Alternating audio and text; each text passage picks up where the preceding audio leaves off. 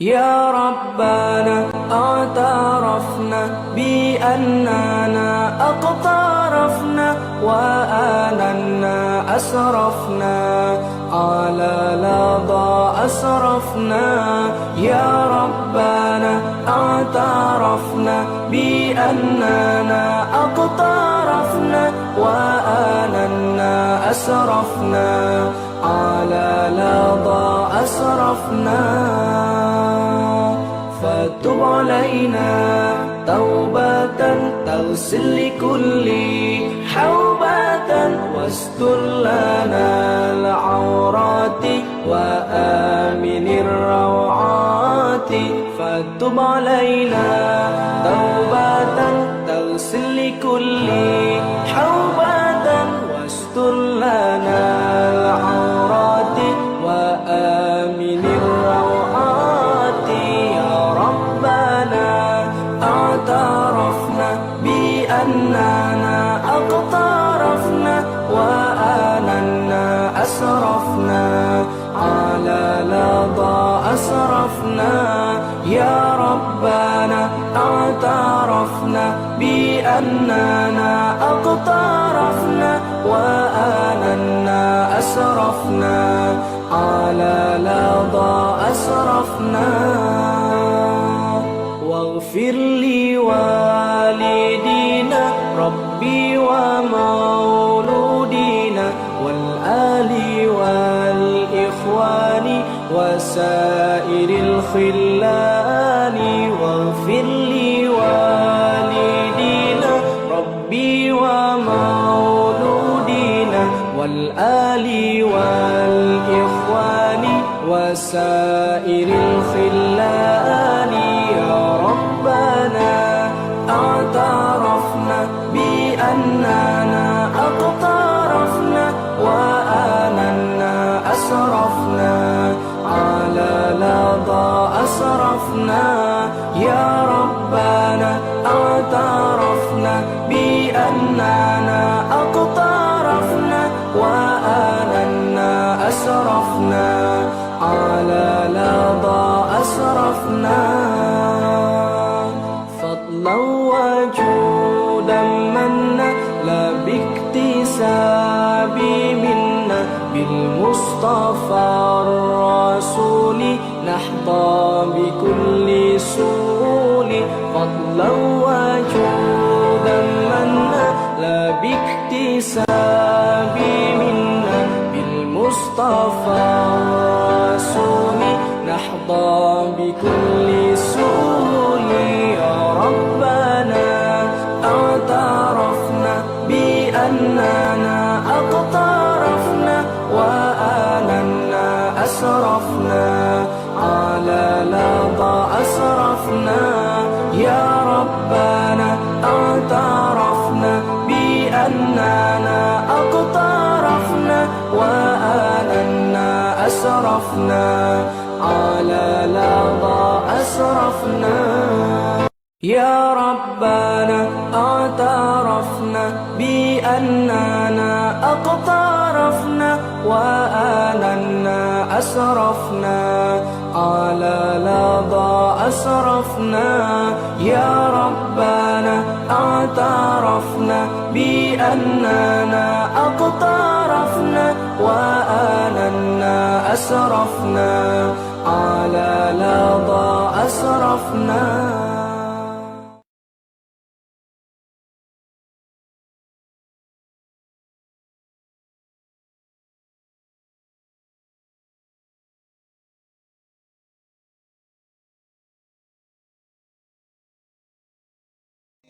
سبحان الله وبحمده سبحان الله العظيم سبحان الله وبحمده سبحان. أعوذ بالله السميع العليم من الشيطان الرجيم. بسم الله الرحمن الرحيم.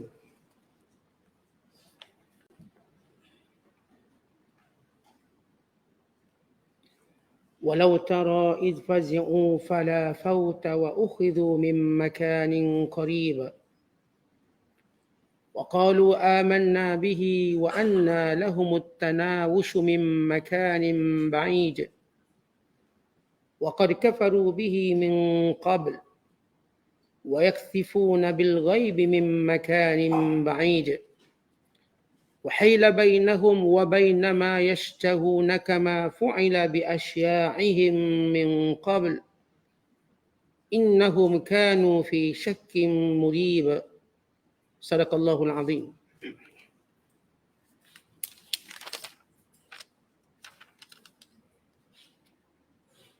Dan sungguh ngeri jika engkau melihat keadaan orang-orang yang bersalah itu.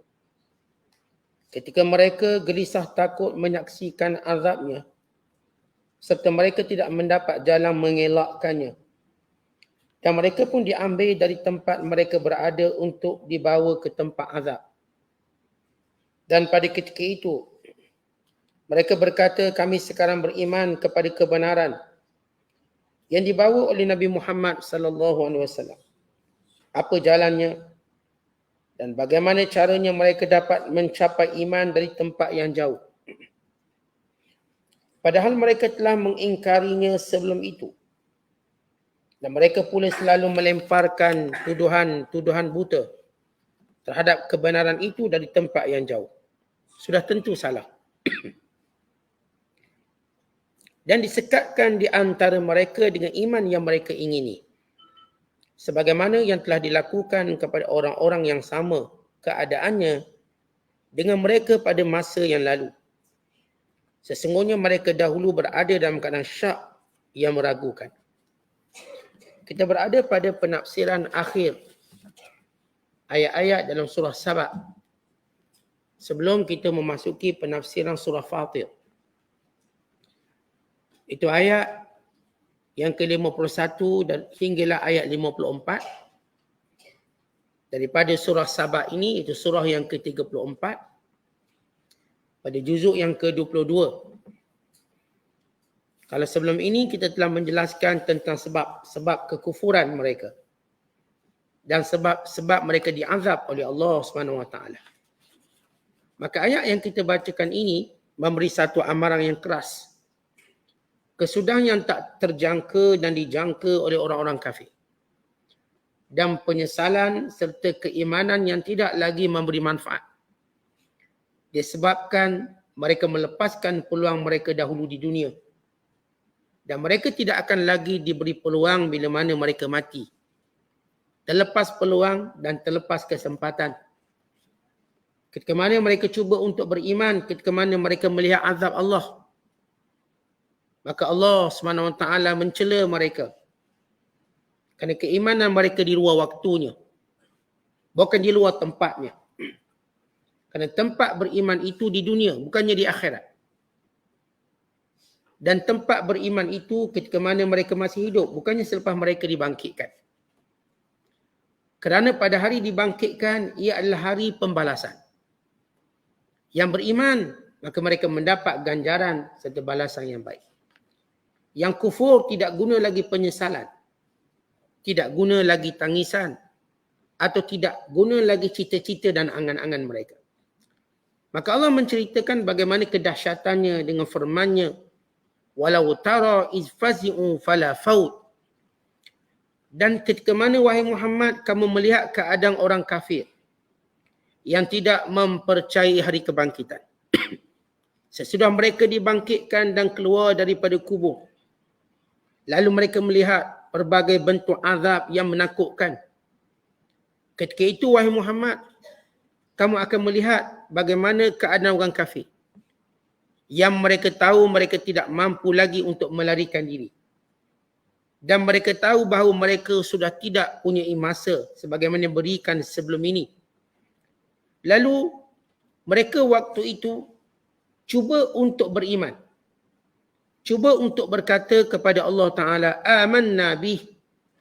Wahai Tuhan, kami beriman dengannya. Yang dimaksudkan beriman dengannya ialah, yakni kami beriman dengan Nabi Muhammad sallallahu alaihi wasallam. Setengah ulama tafsir menyatakan, yakni kami beriman dengan Al-Quran. Percaya dah Quran. Lalu apa kata Allah? Wa anna lahumut tanawush. Bagaimana mungkin mereka semudah itu melepaskan diri mereka dengan berkata pada hari itu kami beriman. Kataan tanawush memberi maksud mereka cuba mencari jalan mudah, jalan keluar daripada azab. Sedangkan mereka sudah berada di tempat yang jauh, yakni di tempat namanya akhirat. Kalau dahulu mereka berkata, semudah itu perkataan. Artinya, untuk orang kafir beriman dahulu di dunia, senang je mereka kata kami beriman. Tidaklah suatu perkara sukar untuk orang kafir memeluk Islam. Dia tak ada acara baptisnya, acara-acara tak ada. Bila seorang berkata kami beriman, maka dia beriman. Ia satu ungkapan mudah bagi siapa pun yang nak masuk Islam. Mereka cuba menggunakan ungkapan mudah itu. Ungkapannya kami beriman. Sebagaimana Fir'aun berkata waktu dia tenggelam, ya aku beriman dengan Tuhan Musa dan Tuhan Harun. Aku beriman dengan Tuhan Bani Israel. Ayat tu mudah. Tapi apa? Mim makanin ba'id. Daripada tempat yang tak ada manfaat lagi. Tempat yang jauh yakni akhirat. Kalau sekiranya mereka beriman pada tempat yang dekat, yakni di dunia dahulu, artinya seruan untuk mereka beriman di dunia dahulu satu seruan yang mudah. Contoh dakwah Islam, ia berkembang begitu cepat, kan dakwah Islam sifatnya mudah. Nabi menyebut, innad dina yusrun. Agama ini sifatnya mudah. Untuk mengajak orang beriman mudah, ajar dia mengucap. Bahkan bila Badui yang datang bertemu Nabi SAW, sesudah dia mengucap 2 kalimah syahadah, maka dia cuma bertanya tentang basic agama. Solat 5 waktu, puasa bulan Ramadan. Dan dia berkata, aku takkan tambah lagi. Maka kata Nabi SAW, kalau benar apa yang kamu katakan, kamu masuk syurga. Bahkan bila Rasulullah menyatakan, man kana akhiru kalamihi la ilaha illallah dakhala jannah. Orang yang akhir perkataannya menyebut la ilaha illallah masuk syurga. Bila dia kata dia beriman, maka dia masuk syurga. Benda yang mudah itu yang disebut tanawush, mudah. Tapi pada waktu yang bukan lagi waktunya, pada tempat yang bukan lagi tempatnya, yang semudah itu tidak berguna lagi. Macam kita sebut dengan orang degil, mudah je dengar je cakap kita, bukan susah. Dengar. Tiba bila dah nampak hukuman, barulah nak mengikuti, maka tak guna. Maka kata Allah SWT, masanya sudah pun terkeluar daripada keinginan kamu. Wa qad kafaru bihi min qabl. Mereka telah kufur dengan Nabi Muhammad sallallahu alaihi wasallam sebelum ini, yakni waktu di dunia. Wa yakthifuna bil ghaib min makanin ba'id. Bahkan mereka menolak semua perkara-perkara gaib tanpa ada ilmu pun. Macam kita sebut semalam, pada penyembah berhala, apa asas mereka menyembah berhala? Tidak ada hujah syaraknya, tidak ada kitabnya menjadi panduan. Tidak ada hujah akalnya. Ibu akalnya pun tak masuk. Dia pun faham benda itu. Sebab tu dia tak kata, ketika mana dia berkata Rasulullah sesat. Bila ditanya kenapa sesat? Sesat sebab tak ikut sembahan nenek moyang kami. Dia tak kata sesat sebab tak sembah Tuhan. Sebab tak ikut apa yang disembah oleh nenek moyang kami. Sesatnya dihukum kerana dia tak ikut orang. Bukan kerana tak ikut perintah Allah.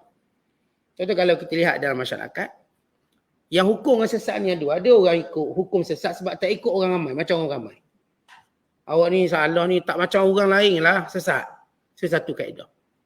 Ada dihukum sesat sebab awak tak ikut dengan perintah Allah. Maka orang-orang Mekah ataupun orang musyrik, para penyembah berhala, mereka berdalilkan kepada nenek moyang.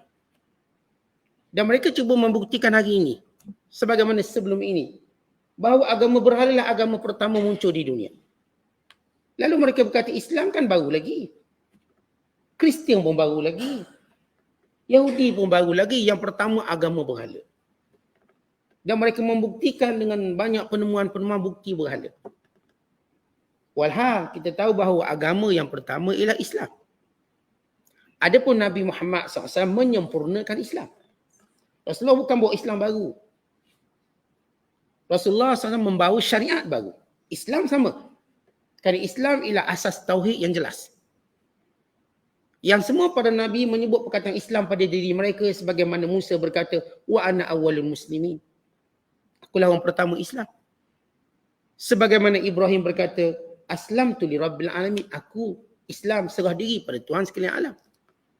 Dan sebagaimana Nabi-Nabi yang terdahulu. Kerana usul Islam itu sama. Walaqad ba'athna fi kulli ummatin rasula an ya'budullah wajtanibut taghut. Sesungguhnya kami utuskan Rasul kepada setiap negeri dan bangsa. Mereka membawa asas iaitu sembahlah Allah, jauhilah taghut, yakni berhala-berhala.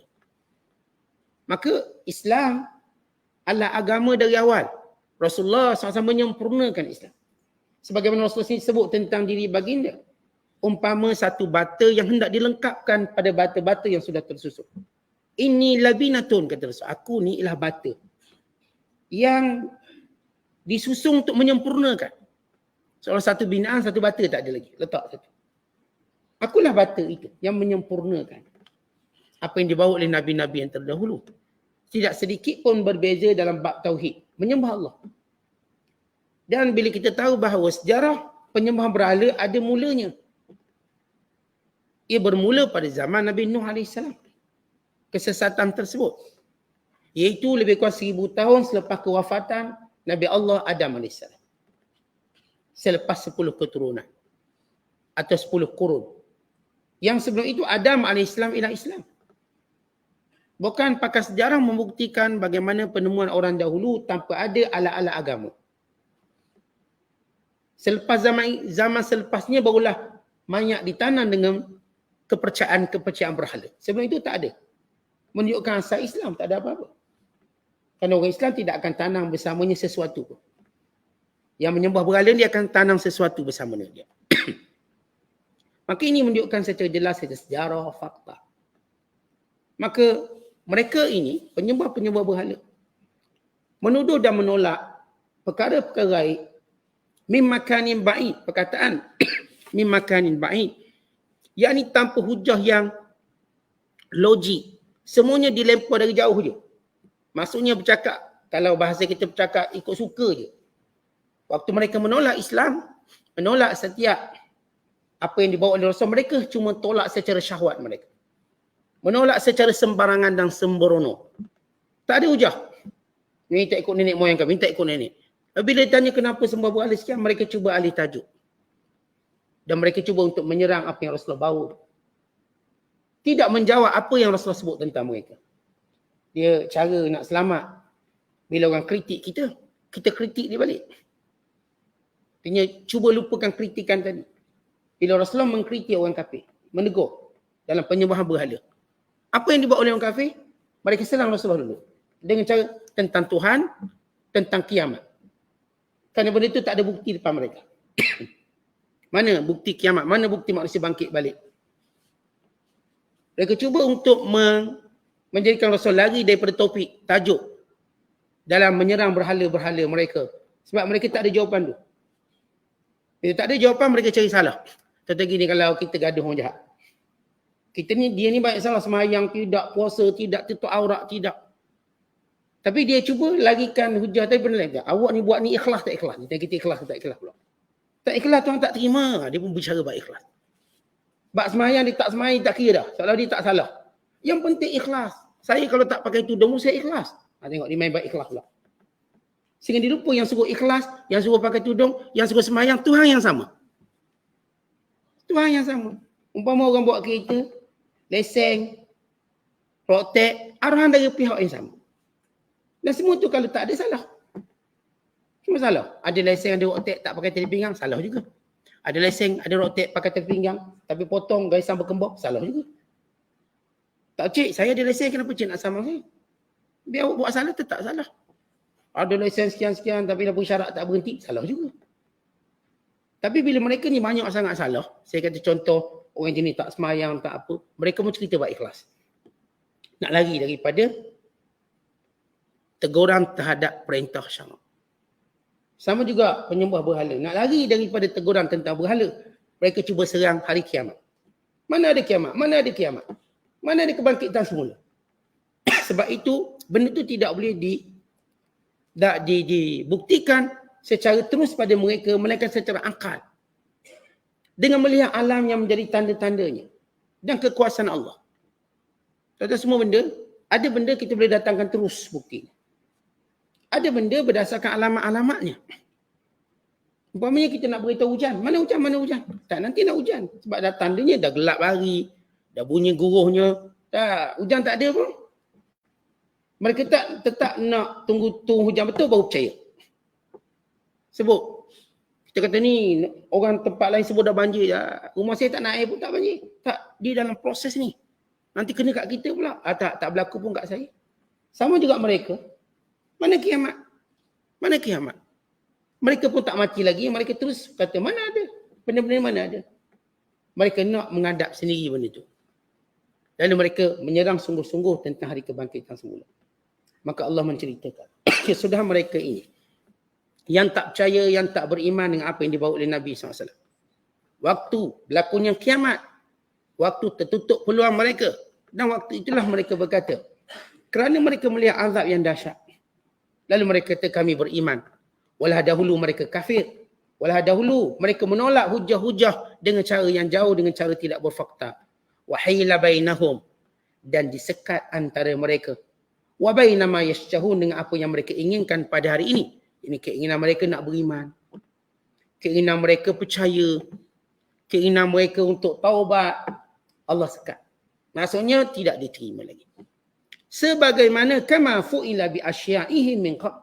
Sama macam berlaku kepada orang-orang yang dahulu menderhakai Nabi masing-masing. Kaum Nabi Nuh, kaum Ad, kaum Samud. Sama. Kaedah ataupun cerita sama. Waktu dibangkitkan, minta kembali ke dunia, nak beriman, nak percaya. Kamu tidak boleh beriman di sini. Tidak akan diterima iman di sini. Sebagaimana kaum-kaum dahulu juga. Yang bila mana mereka mati, boleh mereka nak insah. Boleh mereka nak sedar. Innahum kanu. Mereka ini semua. Fi syakkin murib. Sentiasa berada dalam keraguan. Kata bila Allah Ta'ala menyebut mereka ini sentiasa berada dalam keraguan. Ialah walaupun diberikan hujah.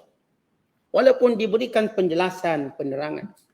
Tapi mereka meletakkan keraguan itu keutamaan mereka. Dalam kita manusia memang ada sifat ragu. Tetapi keraguan manusia kalau nak cari kebenaran dia akan hilang. Tapi kalau kita terus menanamkan rasa ragu kita walau dah diterangkan, maka itu penyakit kita. Kita dah terang ni, saya tak, bukan misalnya kalau kita sebut satu perkara, kita tak ngaku, tak buat. Tapi oleh kerana dia ragu kat kita, dia tetap akan kata ya. Maka tak boleh kita nak rawat penyakit ragu orang. Penyakit orang tak percaya. Kalau misal kata, kalau seorang tu tuduh kita. Bila tuduh, dia tak tahu dia tuduh. Kita pun beri penjelasan. Kalau dia jenis ragu yang boleh dihilangkan dengan penjelasan, ini memang sebab golongan ini ialah golongan nak tahu kebenaran. Tapi kalau orang yang kita dah beritahu kebenaran, dia tetap kata tak, saya tetap percaya macam saya percaya, maka dia berpenyakit ragu. Dia bukan ada keraguan tapi berpenyakit ragu. Orang ada yang keraguan bila kita jelas, okey, selesai. Orang yang ada kebodohan, bila kita cerita, maka hilang bodoh. Tapi orang yang memang sifatnya bodoh, kita terang pun dia tetap bodoh. Sebab itu kita tak digalakkan berdebat dengan orang bodoh. Berdebat orang bodoh, jadi hati kita pun mati sekali. Kita duduk berlawan dengan orang-orang bodoh. Sebab orang bodoh dia tak ada satu disiplin ilmu. Kita kalau berdebat, kita ada disiplin ilmu. Pertama kita dari Quran, dari hadis. Pandangan ulama muktabar, itu kita punya disiplin. Bila kita cakap hukumnya tak boleh haram, kita sebut benda ni. Tapi orang tak ada disiplin ini, dia akan cakap suka dia. Kita terang hadis macam ni, dia pusing sini. Walau dia bukanlah orang yang tahu tentang hadis. Kita terang tafsir Quran macam ni, dia pusing macam ni. Kita terang hukum ulama macam ni, dia pusing macam ni. Orang macam ni tak perlu kita cakap, nanti hati kita mati. Kita bercakap pada orang yang tahu level hujah. Dia tahu, okey, selesai. Orang yang akalnya kita katakan bijak, cerdik. Yang ni yang kita boleh debat dengan dia. Dan dia akan terima kebenaran. Tetapi penyakit yang ada pada mereka ialah penyakit memang tak percaya. Bukan tak percaya kerana perlu diberi kepercayaan, tapi memang tak nak percaya. Awak cakap macam mana pun saya tak nak percaya. Mereka kata pada Nabi SAW, macam mana pun kamu cakap, kami tak akan beriman. Macam mana pun kamu terang, kami tak akan beriman. Walau mereka minta mukjizat. Rasulullah tunjuk mukjizat, pun mereka kata ini ahli sihir. Tadi minta mukjizat, kalau tunjuk nak beriman. Tapi bila tunjuk tetap kata ahli sihir. Mereka meminta bukan untuk menghilangkan keraguan. Tapi mereka memintanya untuk mempermain-mainkan supaya Nabi lemah untuk membawanya. Dan bila Rasulullah membawanya, lalu mereka ubah tajuk pula. Mereka ubah tuduhan. Daripada tuduhan menipu kepada tuduhan ahli sihir. Mula, kalau betul kamu Nabi, kamu Rasul, bawa bukti. Tunjuk mukjizat itu, tunjuk mukjizat ini. Maka Rasulullah SAW pun tunjuk. Bawa. Setelah dibawa mukjizat, mereka tetap beriman, lalu mereka kata, ini sihir. Lihat bagaimana berubah label gelaran bila ditunjukkan apa yang mereka nak. Rasulullah tunjuk mukjizat apa yang orang kafir nak. Dia bukan tunjuk mukjizat yang orang kafir tak nak. Kerana mukjizat menjawab tuduhan dan cabaran. Dia mukjizat berbeza karamah. Karamah dia boleh berlaku secara umum begitu. Tapi mukjizat ini bagi membenarkan apa yang dibawa. Tasdiqan bima yadda'i. Membenarkan apa yang didakwa. Itu tujuan mukjizat. Maka semua para rasul ini ada mukjizat sebab mereka didustakan selalu. Para wali tidak syarat ada karamah, tak syarat. Bukan karamah terbesarnya ialah istiqamah. Dia tak syarat ada yang benda yang kita nak. Yang kita selalu bayar, karamah ataupun wali ni mesti karamahnya sekian. Dia tak syarat. Sebab dia tak berada pada makam kita katakan tuduhan. Tidak sebagaimana Rasul. Rasul SAW mereka berada pada makam tuduhan. Membawa sesuatu untuk mengubah manusia. Maka Rasul-Rasul wajib ada mukjizat. Bukti dia Rasul, ada mukjizat. Bukti dia wali, tak semestinya ada karamah. Tak semestinya. Ada ramai para wali ini tidak ada karamah zahir yang dilihat, yang diinginkan oleh manusia. Tapi sebagaimana kita sebut, cukuplah istiqamah itu lebih baik daripada 1000 karamah zahir. Ini istiqamah kita tengok dari muda sampai ketua. Dia melaksanakan ibadat tanpa ada sekatan, tanpa ada sebab, halangan dan sebagainya. Maka ini karamah yang paling mulia. Sebab bila Allah Ta'ala perintahkan manusia untuk beribadat kepadanya sampai mati, dan dia berjaya melaksanakan misi tersebut, maka dia lah wali Allah. Sebagaimana Allah Ta'ala berfirman, wa'bud rabbaka hatta ya'tiyakal yaqin. Sembahlah Tuhan kamu sampai mati. Semua sampai mati. Dan orang yang berjaya menyembah Allah sampai mati, istiqamah dan ketaatan sampai mati, maka dia lah wali Allah. Dialah kekasih-kekasih Allah. Kerana kata Nabi SAW, fakullun yaghdu fabai'un nafsah. Fakullun yaghdu, semua orang berusaha. Fabai'un nafsah, dan menjual dirinya. Famu'tikuha aw mubikuha, sama ada dia berjaya merdekakan dirinya dari neraka atau telah membinasakan dirinya dengan sumbat dalam neraka diri sendiri. Mana orang taat, dia berjaya bebaskan dirinya dari neraka. Orang ingkar, dia binasakan dirinya sehingga masuk neraka. Ini mubikuha, pemusnah dirinya. Sama ada kita ni mu'tikuha, bebas diri kita, atau mubikuha, atau musnahkan diri kita. Maka ini karamah orang-orang soleh. Itu yang orang soleh kejar. Yang kita sebut tadi, mereka mencari kesudahan yang baik. Sebab itu kalau satu ibadat yang mereka biasa buat, tiba-tiba mereka tertinggal, mereka akan qada walau sunat. Satu ibadat yang mereka buat, walau bukan wajib. Lalu mereka akan merasa sedih dengan apa yang berlaku pada mereka. Abdullah bin Umar kalau tertinggal solat berjemaah saja sekali, dia akan hidupkan seluruh malamnya sebagai gantian. Kalau tertinggal solat jemaah, dia cuba cari kat mana tempat ada orang solat jemaah, dia tak jumpa. Maka hukumannya ialah dia menghidupkan malam semuanya, dia tak tidur malam. Ya, ini orang-orang yang bimbang, istiqamah ataupun tergelincir kebaikan yang biasa mereka buat. Walaupun perkara itu sunat. Setengah kita mungkin bila benda baik biasa buat, terlepas kita cuma Jadikan dia sebagai kenangan. Dulu saya buat, sekarang dah tak buat, kenangan je. Orang beriman tak jadikan kebaikan tu kenangan. Kebaikan tak boleh jadi kenangan, kebaikan ialah perjuangan. Tuan-tuan kena berjuang, ambil balik. Jangan, dulu saya memang buat, sekarang dah tak, Ustaz. Tinggal kenangan. Ustaz. Dulu memang saya ngaji korang, sekarang tak. Habis apa orang nak buat? Tak, cuma tinggal kenangan je lah. Tuan-tuan, ibadat dia tak boleh tinggal kenangan. Ibadat kena terus buat, cari dia balik. Yang zaman tuan-tuan mandi telanjang kat longkang tu tak apalah kenangan. Zaman tuan-tuan dulu katakan panjat pok kelapa orang tu tak apalah kenangan. Cerita ibadat dia tak jadi kenangan. Dulu saat saya pernah belajar untuk dululah. Sekarang dah tak belajar. Tinggal kenangan je lah. Tak, itu tak boleh jadi kenangan. Sebab kebaikan ini perjuangan. Tak boleh kalau kita pernah memang dulu selalu buat. Saya Ustaz memang lepas subuh baca sekian-sekian zikir. Sekarang tak buat. Buat. Ambil balik, kerja balik. Kalau dulu saya Ustaz memang buat biasa puasa. Sebenarnya kami zaman-zaman saya muda, sekarang je Ustaz. Tak buat sekarang. Awak kena mujahadah balik. Dulu Ustaz, saya biasa qiyamul lail, tapi sekarang payah sikit. Buat. Semua benda, kebaikan yang kita biasa buat. Buat. Dulu Ustaz saya sukalah belanja orang kampung ni. Awak balik kampung, belanja kedai kopi. RM50 tak, RM100. Dululah, sekarang taklah. Tak buat sekarang. Buat cara lain. Tetap kita kejar. Dulu sebab saya rajin balik kampung, saya buat lah. Sekarang kampung dah tak ada. Jadi saya tak buat. Maka buat tempat yang kita ada sekarang. Kalau kita tak boleh bayar dah gerai-gerai warung-warung kat kampung kita sebab kita dah duduk sini misalnya, maka cari kedai-kedai lain pula.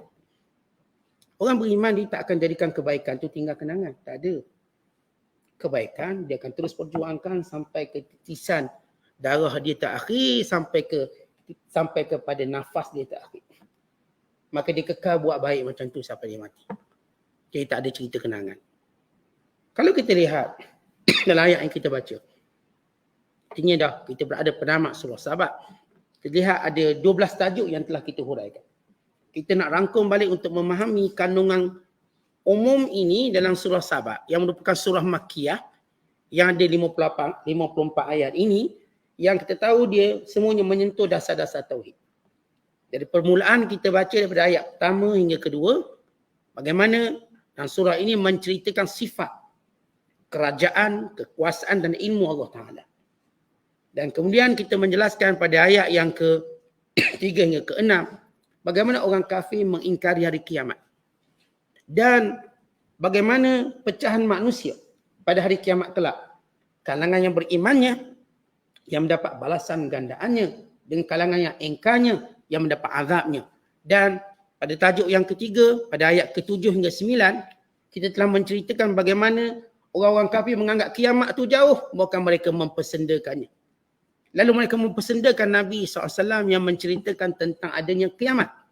Maka Allah membawakan dalil-dalil tentang hari kebangkitan melalui penciptaan bumi ini, kekuasaan Allah menciptakan langit dan sebagainya. Dan pada ayat yang ke-15 hinggalah pada ayat yang ke-10 hingga 14, kita menceritakan tentang nikmat Allah Ta'ala kepada Nabi Allah Daud dan Nabi Allah Sulaiman. Sebagai contoh orang yang beriman. Sebagai contoh orang yang taat pada Allah. Yang beriman dengan apa yang Allah wahyukan. Bagaimana Allah memberikan nikmat, 3 nikmat besar kepada Nabi Daud dan 3 nikmat besar kepada Nabi Allah Sulaiman yang berupa mukjizat. Kalau Nabi Allah Daud AS, bagaimana diberikan kepada Nabi Allah Daud suara yang lunak, suara yang merdu. Bagaimana dikurniakan kepada Nabi Daud melembutkan besi. Bagaimana dijadikan Nabi Allah Daud gunung dan burung tunduk serta mengulangi zikirnya. Manakala Nabi Allah Sulaiman diberikan angin sebagai kenderaannya, dijadikan jin dan syaitan menjadi tenteranya, tunduk bawah kekuasaannya, dan dijadikan tembaga lembut pada tangan Nabi Allah Sulaiman. Sebagai contoh nikmat bagi orang beriman.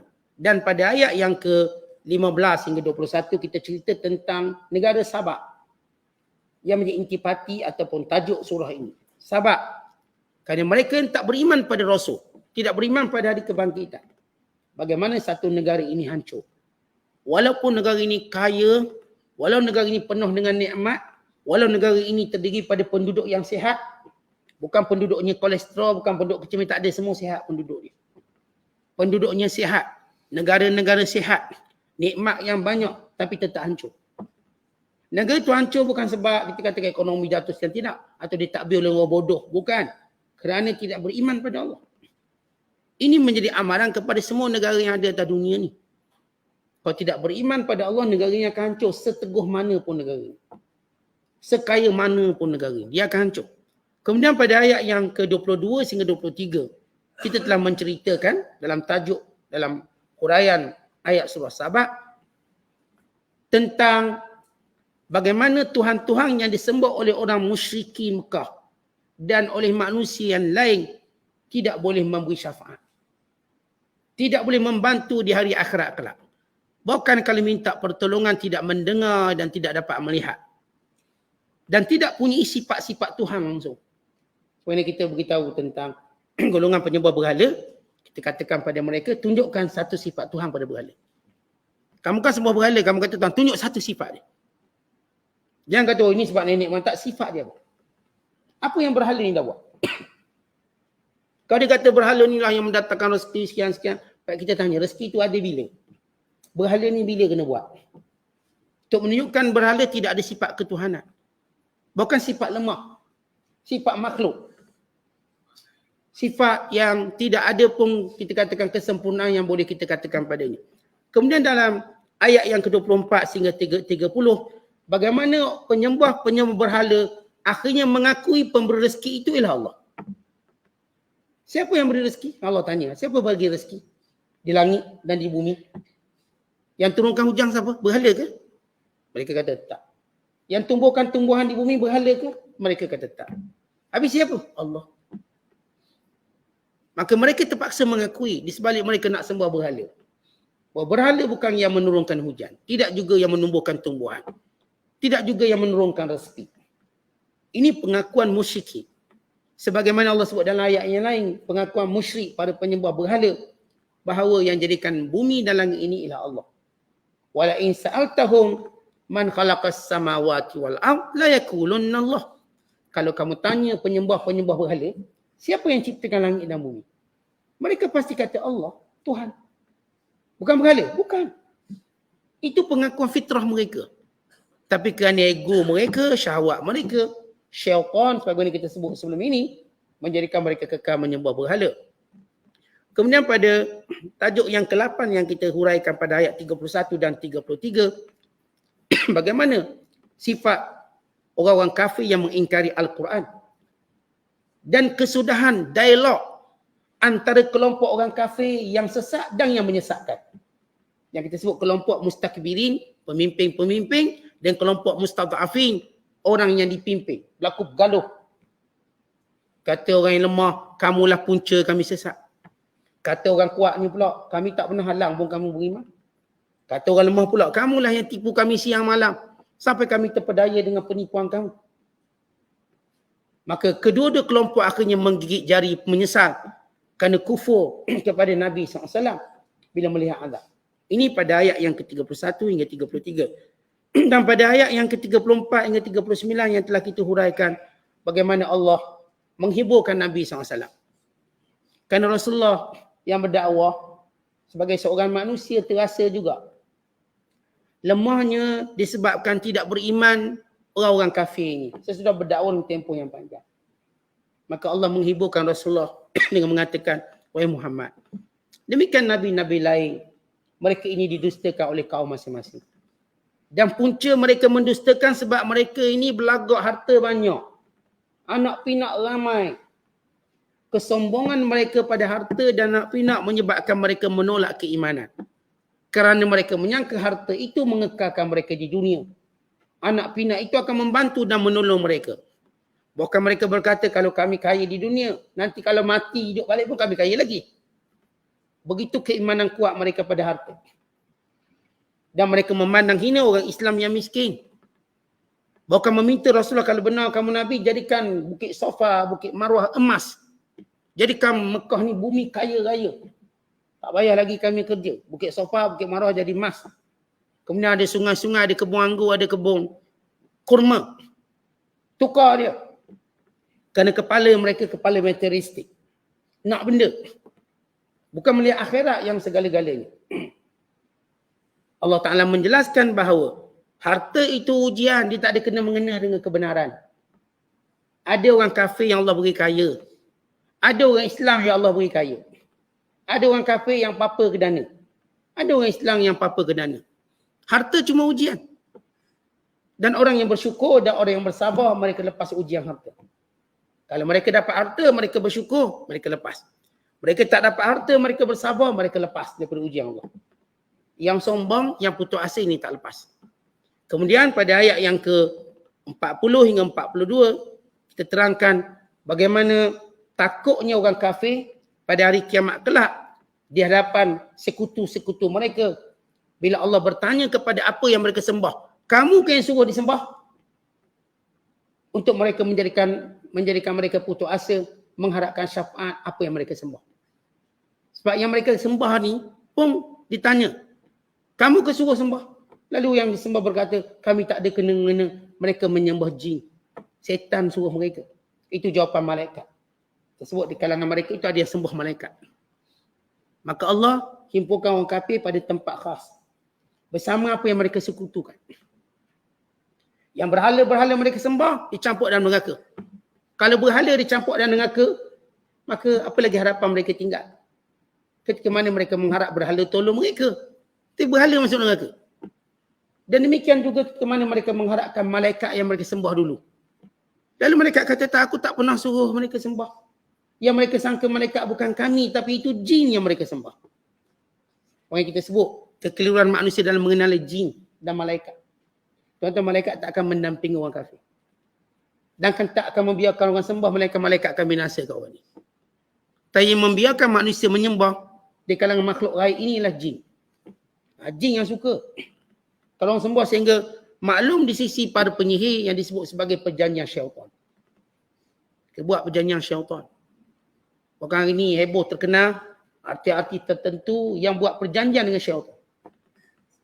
Buat perjanjian dengan syaitan dengan tujuan-tujuan tertentu. Lalu mereka namakan selain artis yang terlibat dengan perjanjian dengan syaitan. Sama ada nak dapat muka lawa ke, suara sedap ke, jadi gagah ke, kekal muda ke, macam-macam bentuk perjanjian dengan syaitan. Kalau kita, tempat kita pula yang jenis janji dengan syaitan ni dengan perkara-perkara pembomohan dan khurafat. Yang minta susuknya, yang minta ubat pengasihnya, yang minta semua benda yang syirik. Yang merupakan permainan jin dan syaitan. Bukan malaikat. Bukan malaikat. Bukan ajaran-ajaran sesat. Ajaran-ajaran sesat yang dipenuhi dengan jin. Yang mereka tipu orang ini malaikat datang. Walhal jin. Ini berlaku pada Aswadu Ansi. Aswadu Ansi meletakkan jin di tempat-tempat laluan. Supaya nanti kalau orang tu lalu, maka jin yang akan beritahu report pada Aswadu Ansi yang mengaku Nabi apa yang dah berlaku. Dan Aswadu Ansi dia akan tak jin untuk beritahu apa orang ni buat di rumah. Seolah-olah dia telah mendapat wahyu. Sihir dia. Namun Aswadu Ansi ini bila dia tidur dia takut. Sehingga dia tidur dengan keadaan yang begitu, kita katakan keselamatannya begitu tight atau begitu tough. Tak ada orang boleh masuk melainkan isteri dia. Yang akhirnya isterinya yang tak ikut dia berpakat dengan seorang sahabat Rasulullah atau orang Islam untuk masuk bilik tidur dan membunuhnya untuk berakhir dakwaan Nabi palsu. Ini kisah Aswadu Ansi. Bagaimana dia mati? Muslim itu kazab mati dalam perang. Tulaiha Asadi taubat masuk Islam balik. Ngaku Nabi, murtad. Akhirnya bila orang Islam menyerang Nabi-Nabi palsu, termasuk Tulaiha Asadi, akhirnya beliau menyembunyikan diri. Timbul-timbul buat umrah. Buat umrah tersempat dengan Umar kata. Dia mengaku Nabi palsu, dia murtad. Kemudian bila tenteranya kalah dia lari dan dia selamat bersama anaknya lari ke Syam. Menyembunyikan diri. Kemudian bertaubat. Akhirnya timbul-timbul umrah. Pada zaman Umar Khattab. Dan Umar kenal dia. Ni Nabi palsu dulu. Dah taubat wahai Amirul Mukminin. Akhirnya dia bersama orang Islam dan dia berperang. Dan dia berjuang. Dia kembali kita katakan baiki balik kejahatan dia dulu. Ni kisah Nabi palsu yang bertaubat. Yang bernama Tulaiha Al-Asadi. Yang beriman zaman Rasulullah Bila Nabi wafat dia murtad. Kemudian kembali beriman. Kembali memperelokkan Islam. Ini tak berlaku pada Musailamatul Kadzdzab dan juga Aswadul Ansi. Ini semua Nabi palsu sejak zaman Rasulullah lagi. Musailamatul Kadzdzab yang hantar surat pada Rasulullah. Daripada Musailamah Rasulullah kepada Muhammad Rasulullah. Bumi ini kita bagi dua, aku separuh, mu separuh. Itu tujuan dia nak jadi Nabi, dia nak dunia separuh. Lalu Rasulullah pun balas surat dia. Daripada Muhammad Rasulullah kepada Musailamah Kadzdzab. Rasulullah yang namakan dia Kadzdzab. Dia ngaku dia Rasulullah. Daripada Muhammad Rasulullah kepada Musailamah Al-Kadzdzab. Demikian juga Aswadul Ansi mengaku jadi Nabi di zaman Nabi SAW. Yang semua mereka ini mati, yang bertaubat cuma Tulaihah Al-Asadi. Ini cerita bagaimana orang kafir. Maka Rasulullah diberi gembira. Punca orang-orang ni kafir ialah kerana bangga mereka pada harta. Sebagaimana umat-umat dulu juga yang lawan Nabi-Nabi semua geng-geng kaya. Geng-geng yang terpesona dengan kekayaan. Geng-geng ini yang akan lawan kebenaran. Geng-geng ini yang akan menentang apa yang dibawa oleh Rasulullah. Kemudian kita cerita tadi tentang ayat 40 hingga 42. Bagaimana yang mereka sekutukan itu dimalukan, sebahagian dicampur dalam neraka dan sebahagian menafikan mereka menyuruh. Kemudian pada ayat 43 hingga 50 itu semalam kita cerita tentang sebab kenapa orang kafir diazab. Itu 3 sebab utama. Kerana mereka menolak Nabi SAW bahkan menghina Rasulullah. Dan yang kedua, mereka menolak Al-Quran Karim. Mengatakan ia sebagai kata-kata pembohongan. Muftara. Dan yang ketiga, kerana mereka membohongi Islam secara keseluruhannya. Kalau kita dah kata semalam, kat mana Islam yang jadi cacat ni kat mana? Kat mana perintah Allah yang ada dalam Islam tadi, yang menjadi taklif pada setiap orang beriman, bukan manusia umumnya. Kat mana tak eloknya? Dalam bab apa? Bab kahwin, dalam bab cerai-berai, dalam bab harta pusaka, dalam bab taharah, dalam bab ibadat, dalam bab politik, dalam bab mana yang masalah? Kan Islam ini lengkap, sempurna dan sesuai sepanjang zaman. Nak berpolitik, politik cara Islam. Nak berekonomi, ekonomi cara Islam. Nak berpendidikan, pendidikan cara Islam. Nak berubat, berubat cara Islam. Nak bergaul, bergaul cara Islam. Nak bergaduh, bergaduh cara Islam. Semua ada. Semua lengkap. Kat mana kurangnya Islam? Dari sudut mana? Sudut pendidikan ke? Yang bila mereka war-warkan kelemahan pendidikan Islam. Mereka tidak melihat prinsip pendidikan Islam sendiri, tujuan pendidikan Islam. Kerana tujuan pendidikan Islam bukan nak gaji 5 angka, 10 angka. Mereka akhirnya gagal dalam sistem pendidikan mereka kerana fokus sistem pendidikan mereka ialah kerja. Apa jadi dengan fokus pekerjaan? Belajar untuk kerja. Apa jadi? Negara-negara tertentu yang mereka bila tak dapat kerja macam tu, mereka bunuh diri.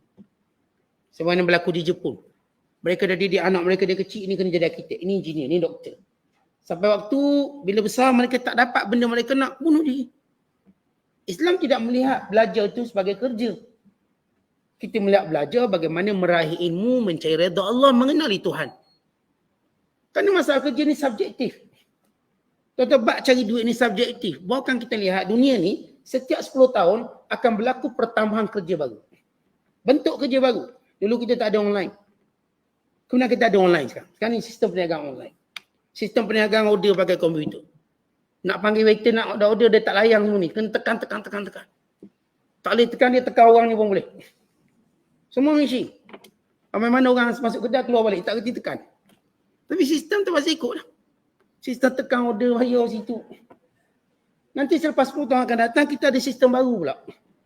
Sekian Allah ubah. Sebab itu saya katakan, belajar tak boleh tujuan kerja. Kan ini subjektif kerja ni. Kerja ni, evolusi pekerjaan dia akan ikut zaman.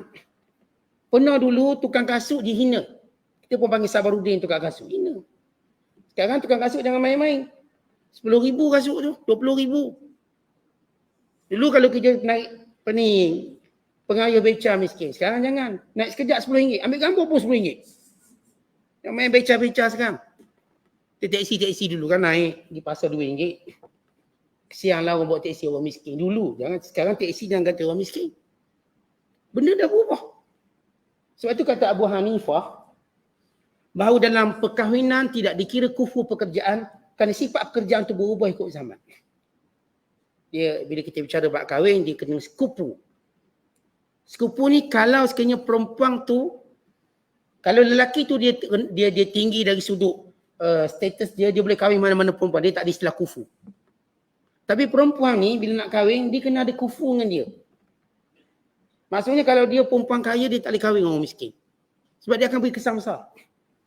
Allah ma'ilah melainkan semua waris-waris dia redha. Kalau ada yang membangkang, maka qadhi akan ambil kira. Sebab dia kita ada dalam istilah perkahwinan dipanggil wali adhan, wali enggan dipanggil.